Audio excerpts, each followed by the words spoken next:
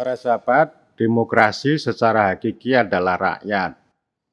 Berawal dari rakyat sebenarnya. Dari Aristoteles kita akan memperoleh pelajaran bahwa pemerintahan itu kan soal berapa banyak orang yang memerintah.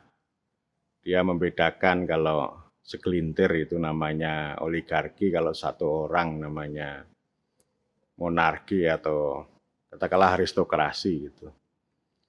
Nah, kalau orang banyak namanya demokrasi. Kita sudah tahu itu. Dan kita juga sangat hafal dengan Abraham Lincoln yang berbicara bahwa pemerintahan demokrasi adalah pemerintahan dari rakyat, oleh rakyat dan untuk rakyat ya. Ini kalimat yang bertenaga dan melegenda gitu ya. Ya intinya adalah rakyat. Tetapi di dalam teori maupun praktek kan selalu ada pertanyaan. Siapa rakyat? Bagaimana cara rakyat itu memerintah? Nah, di sanalah kemudian muncul teorisasi tentang pelembagaan demokrasi. Ada yang demokrasi langsung, baik itu dalam memilih pemimpin maupun dalam mengambil keputusan.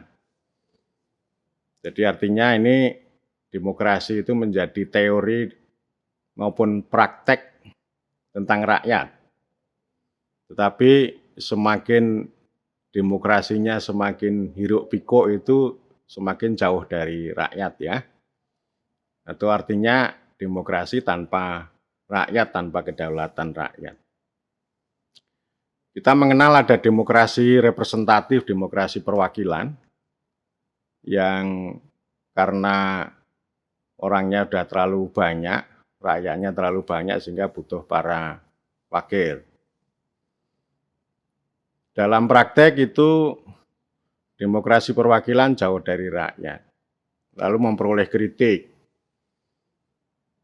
Ada yang mengemukakan demokrasi deliberatif karena demokrasi representatif itu tidak ada proses untuk berdeliberasi, berdialek antara rakyat dengan para wakil.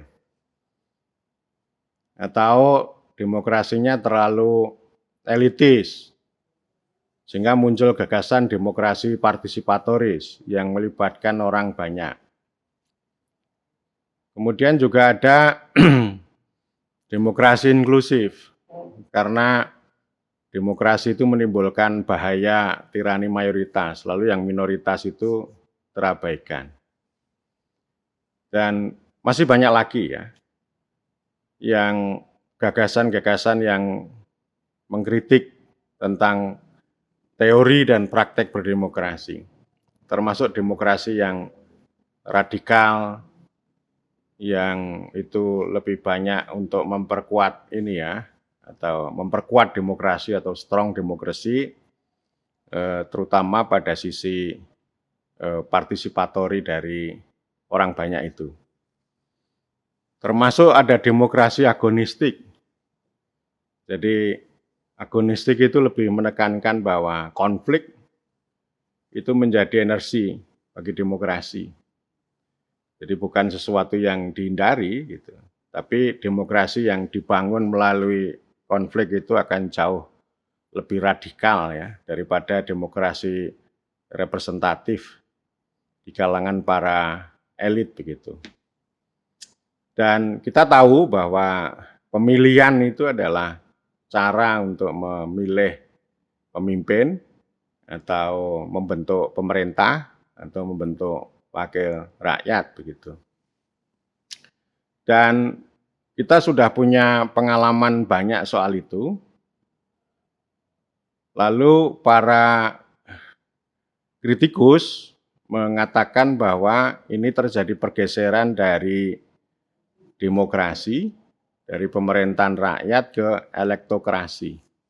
Jadi pemerintahan pemilihan ya, didasarkan pada pemilihan. Ya mau tidak mau memang itu sudah konsekuensi dari begitu banyaknya orang ya. Tidak mungkin kita menyelenggarakan proses pengambilan keputusan secara langsung yang melibatkan orang banyak. Paling banter yang bisa melibatkan orang banyak adalah proses elektoral atau proses pemilihan gitu. Dan dari hari ke hari memang ada krisis ya. Demokrasi ada krisis yang tadi sudah saya sampaikan, ada elitisme, ada perwakilan, representasi rakyat menjadi masalah serius begitu. Dan kita bisa mengatakan bahwa ya ini namanya demokrasi tanpa rakyat. Demokrasi tanpa kedaulatan rakyat itu hanya menghasilkan metode demokratis. Ya, atau ya proses elektokrasi yang itu akhirnya sibuk dengan persoalan yang sebenarnya tidak mencerminkan kedaulatan rakyat. Lihat aja misalnya kalau kita ada perhelatan elektoral, ya kita sibuk dengan daftar pemilih sementara, daftar pemilih tetap, daftar calon sementara, calon tetap, kemudian kotak suara, surat suara gitu, dan sebagainya ya. Jadi akhirnya kita ini bukan sibuk berbicara tentang esensi rakyat, tapi sibuk dengan metode peralatan dan sebagainya. Itu namanya teknokrasi atau melakukan teknokratisasi terhadap demokrasi. Dan itu sebagai konsekuensinya, dan oleh karena itu sebenarnya yang paling penting kan ya dialektika ya. Yang orang bilang ini namanya kontrak politik begitu. Ada dialektika dari orang banyak kepada para wakil-wakilnya, kemudian ketika mereka duduk ya bagaimana memperjuangkan aspirasi, memperjuangkan suara rakyat itu menjadi kebijakan yang berpihak pada para konstituen, pada pemilih atau pada rakyat itu. Itu yang namanya representasi ya. Nah, tetapi karena tadi ada teknokratisasi lalu ya kita hanya bekerja secara teknis, maka representasi itu terlalu mewah. Dan pikiran-pikiran yang lain ya penting kita melakukan repolitisasi. Demokrasi perlu direpolitisasi, pemilihan perlu direpolitisasi. Nah, artinya kita memasukkan dimensi politik dalam proses demokrasi. Ya, politik itu ya tadi kehendak rakyat. Kalau tidak ada kehendak rakyat yang masuk di dalam proses elektoral ya itu hanya menyeleksi itu tadi.